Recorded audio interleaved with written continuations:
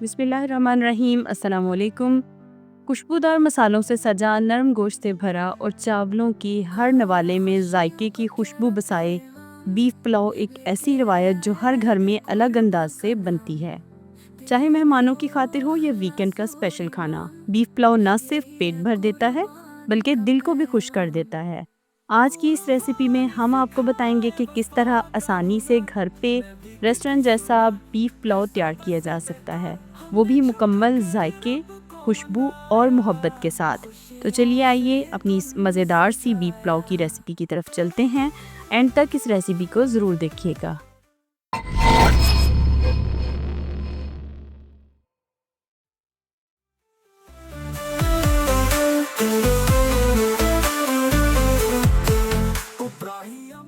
Beef pulao बनाने के लिए यहाँ पे मैंने सबसे पहले एक बड़ा पतीला ले लिया है। उसके अंदर मैंने ऐड किए प्याज, 2 बड़े साइज़ के काट के इसमें हमने डाल दिए। प्याज डालने के बाद यहाँ मैंने इसमें 2 से ढाई अदद चम्मच, बड़े चम्मच जो थे वो सालन वाले, वो इसमें मैंने ऑयल के ऐड किए। ये चूँकि बीफ पुलाव है, बीफ के अंदर भी चूँकि थोड़ा सा ऑयल होता है, उसमें थोड़ी चर्बी वगैरह होती है, तो आपने इसके अंदर इस हिसाब से ही ऑयल या घी ऐड करना है। तो यहाँ पे मैंने 2.5 चम्मच जो थे खाने वाले वो इसमें ऑयल के ऐड कर दिए हैं। तो यहाँ पे इसको हमने हल्का ब्राउन होने तक पका लेना है।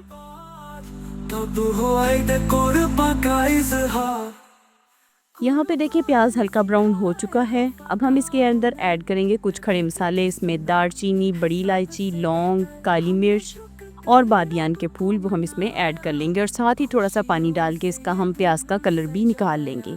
अब इसके अंदर हम ऐड करेंगे 2 से 3 अदद बड़े साइज़ के टमाटर काट के, इसको हम हल्का सा इसके साथ ही भून लेंगे।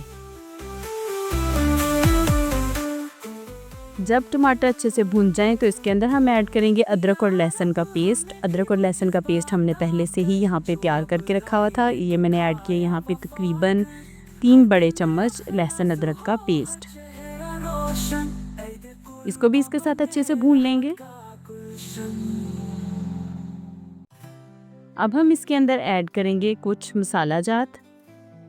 यहाँ पे जा रही है सबसे पहले इसके अंदर सुर्ख मिर्च पाउडर, जो मैंने ऐड की है 1 टीस्पून।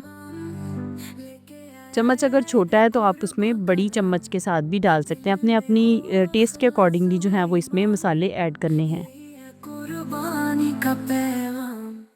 साथ ही यहाँ पे इसमें मैंने ऐड की काली मिर्च का पाउडर, नमक और गरम मसाला। यहाँ पे हम इसके अंदर ऐड करेंगे थोड़ा सा नमक ऐड करके भी हम इसको अच्छे से थोड़ा सा फ्राई कर लेंगे।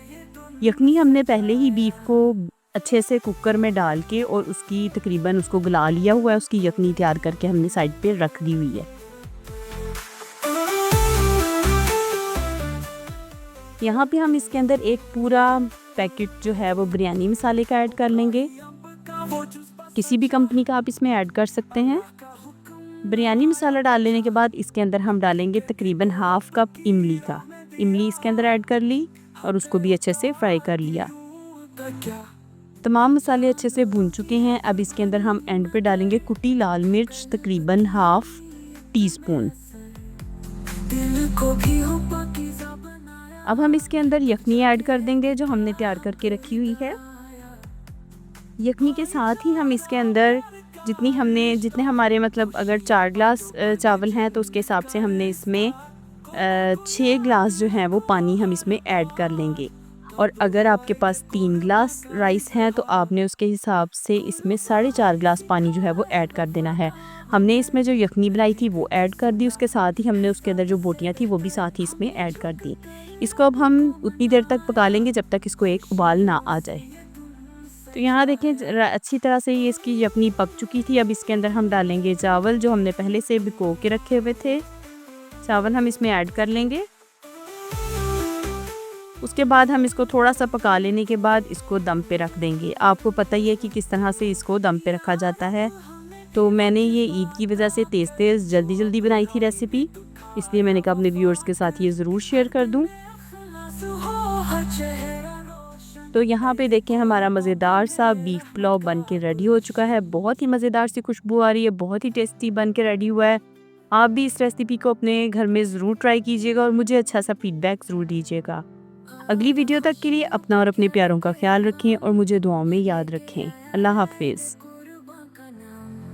दिल में हो इखलास हो ईमान, यही है कुर्बानी का पैगाम।